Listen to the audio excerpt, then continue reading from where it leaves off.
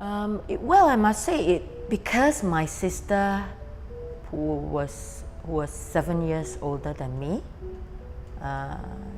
she became a nurse, and she used to stay in the School of Nursing here. And I used to tag along with her night duty when I was 12 years old. Yeah. So at that time, I still remember Boyer's block in SGH. So she was here, so I tagged along. She was in SGH, Boyer's block, okay? So I observed, followed her. And that time, they took care of the patients, okay? And that time, the IV cannula, you wouldn't believe it, is metal. And part of her duty was to sharpen. So I observed her, because I was just observer, right?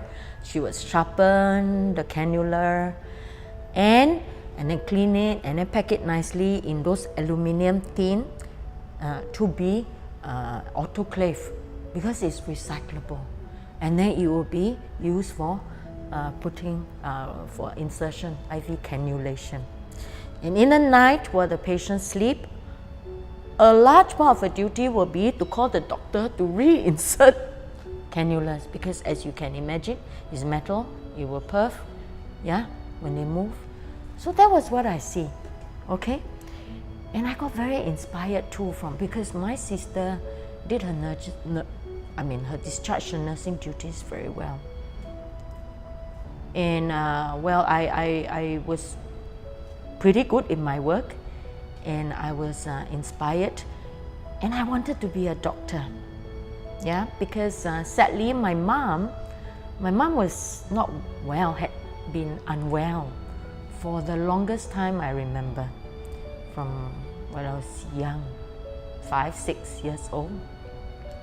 She used to wake up at night with shortness of breath. And it was terrifying, because every time when that happened, we all thought, mommy was going to die, you know? Yeah. So that really propelled me. And because my sister was a nurse, so I thought I wanted to understand more. In addition to caring for patients, I wanted to do more, to say, put in terms some therapeutics, to see, you know, we all have hope that we'll make patients better. So that was what propelled me and compelled me to do medicine. I did not start off being a MO, my first MO posting, and say, burning desire, I want to do anesthesiology. No, it was a kind of like a discovery thing, because I wanted to do pediatrics. I love kids, and I'm quite good with children. Because, you know, when I first day in pediatrics, they gave us, they gave as real patient a baby, and I was very good in. So I was very encouraged. You know how it is when we are affirmed during our posting, we feel so encouraged, right? But to be fair, I really love children as well. But that time pediatrics was in Block 7 in SGH. Okay, and I remember during my posting, it was very sad.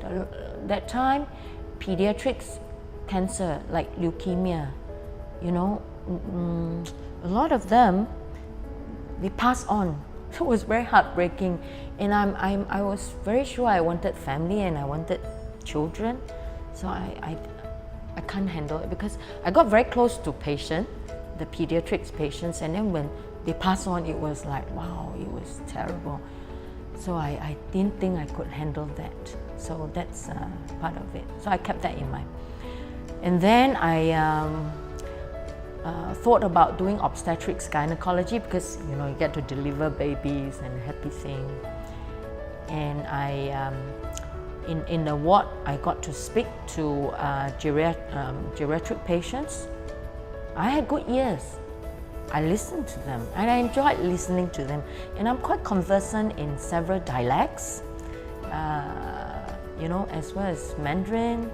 So I could connect with them, and I thought, oh, so interesting, the story. And actually with them, there's also quite a bit of social history, social challenges. Yeah, so I thought that was one area that I geriatric medicine was one area I wanted to go in. So that was what happened. I wanted to do right from pediatrics, then obstetric and gynae was just a contemplation. But then I was quite seriously really wanting to do geriatric medicine. Then after housemanship, there was no choice where you want to go. I mean, we had choice, but they will send you to all of us had to do hardship posting. So for my first MO posting, I got sent by MOH to neurosurgery in Tan Tock Seng. And it was a hardship posting because there was no house officer.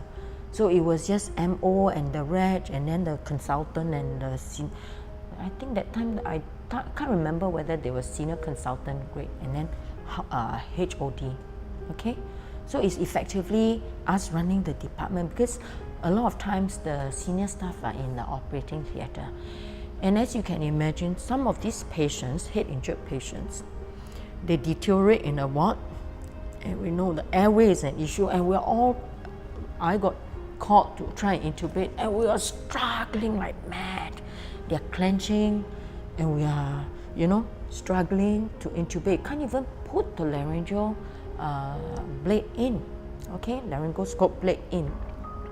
Nurses called the anesthetist. So the anesthetist come with they bring a pack of medicine, okay, with their equipment. And now I know that time they give thiopentone and then the succinylmetonium, which is a muscle relaxant. Cool and calmly, they do direct laryngoscopy and elegantly put the tube in. Oh my gosh! I said, this is totally life-saving. And I thought, I'm going to give anesthesia a try because this is so empowering, But I was struggling and I know this patient, right? I'm going to add on to the head injury if I don't intubate soon enough. And that was so eye-opening for me. So I took the initiative to find out who the HOD of anesthesia is, waited for him outside his office. I waited for close to an hour. And I spoke to him and I requested for the chance to do a posting in his department. After my 6 months in neurosurgery, he accepted. It was Dr. Chin Man Kui. Yeah, so he accepted, and then I've never looked back. Never looked back. But please, if you request to do a posting, please make sure you read up, you prepare before you even start the posting, right?